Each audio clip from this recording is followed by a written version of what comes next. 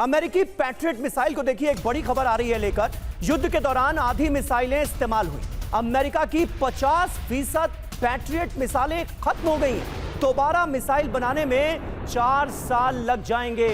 CSIS की report में यह दावा किया गया है, पैट्रियट मिसाइलें अमेरिका के पास खत्म हो रही हैं। 50% मिसाइलें खत्म हो चुकी हैं इस जंग में। अब सोचिए, अगर जंग लंबी चलती है, दोबारा शुरू होती है, तो फिर अमेरिका के लिए भी ये कितनी बड़ी मुश्किल का सबब होगा।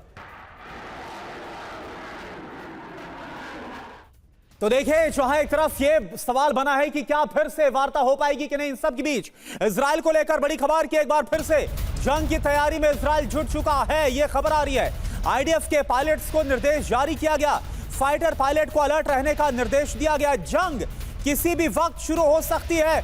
आपको बता दें कि जो सीजफायर की अवधि है वो बुधवार की सुबह तक थी। अब इसके बाद कभी भी जंग शुरू होने के आसार।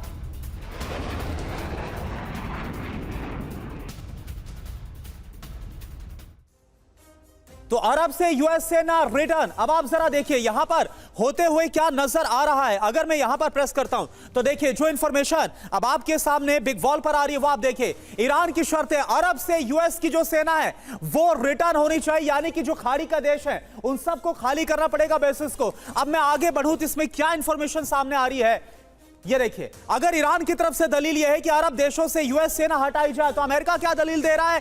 ईरान की मांग पूरी तरह से गैर कानूनी है। अब आगे अगर मैं बढ़ता हूं इसी में आगे, तो यहां पर आप देखिए ये चेंज हुआ आपके सामने। यूएस सेना ईरान के लिए एक बहुत बड़ा खतरा है। तो इसके अलावा अमेरिका की तरफ से क्या कहा जा रहा है दलील के तौर पर? अमेरिका की मौजूदगी कानून के तहत है। अशरफ जैदी साहब, ये जो ईरान की तरफ से मांग की जा रही है, आपको लग रहा है कि अब इसको लेकर जो खाड़ी के देश, और अभी हाल फिलहाल में जैसा सऊदी अरब का भी रुख निकलकर सामने आया, UAE का रुख निकलकर सामने आया, वहां पर भी महसूस हो रहा है कि अमेरिका का होना, उसके बेसिस का वहां होना उनके लिए बहुत बड़ा खतरा बना हुआ है। अब बिल्कुल देखिए, अमेरिका वो देश है कि जिसने बहुत सारे देशों पे हमला किया है, गैर कानूनी तरीके से हमला किया है। ईरान के ऊपर उसने कई बार हमला किया है, और जब टेबल टॉक हो रही थी उसके बीच में हमला किया है।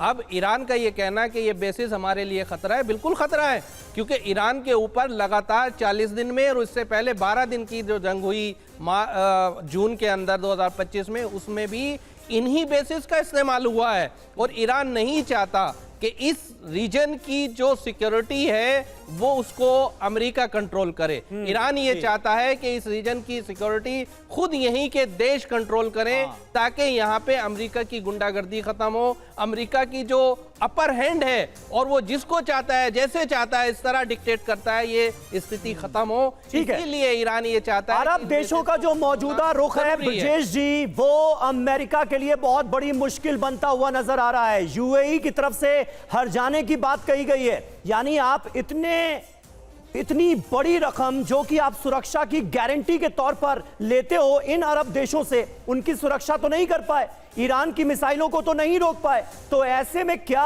अमेरिका के लिए ये एक बहुत बड़ी मुश्किल का सबब नहीं है कि फंस गया है अरब देशों में? और क्या वाकई जो यहां पर बेसेस हैं अमेरिका के इन खाड़ी देशों में, उन पर खतरा है? समीर, ये बहुत बढ़िया प्रश्न है, क्योंकि बहुत सारी चीज़ों पे जो स्टेटेड ऑर्डर था अभी प्रश्न चिन्ह लग गया है। हाँ। इस वॉर के जरिए एक तरफ था कि गल्फ जो स्टेट्स कंट्रीज हैं वो ईरान के दोस्त नजर आते थे, लेकिन वो दोस्त नहीं, दुश्मन रह गए।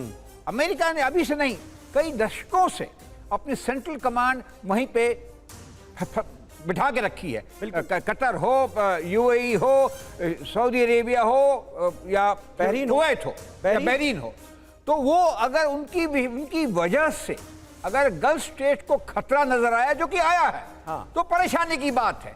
इसके ऊपर में रीथिंकिंग जरूर होगा और कुछ न कुछ कार्रवाई होगी। और यही एक कारण है कि जो अमेरिका भी है, चाहता है ईरान मिलिटरीली एक देश खत्म हो जाए, और इसकी जितनी चढ़ाई रही है, जो उसके बमबारी रही है, जो इसके लीडरशिप को खत्म किया, इसी एम से किया है, ताकि उसके हिसाब से, अमेरिकन के हिसाब से लॉन्ग टर्म शांति बनी रहे। वो प्रोसेस चल रहा है, क्योंकि जो बातचीत भी जो चल रही है उसमें रुकावट आई। रुकावट क्यों आई है? शायद एक लिमिट होता है फोर्स का, वो शायद दुनिया समझ रही है की ताकत से आप इतना कर सकते हैं, उससे ज्यादा नहीं। सही बात है, लेकिन ईरान की तरफ से ये जो शर्त रखी जा रही है कि भाई जीसीसी के जो देश हैं वहां पर जो बेसेस हैं अमेरिका के, उन्हें हटाया जाए, क्या अमेरिका कभी इसके लिए तैयार होगा? मौजूदा हालात को देखते हुए लगता तो नहीं।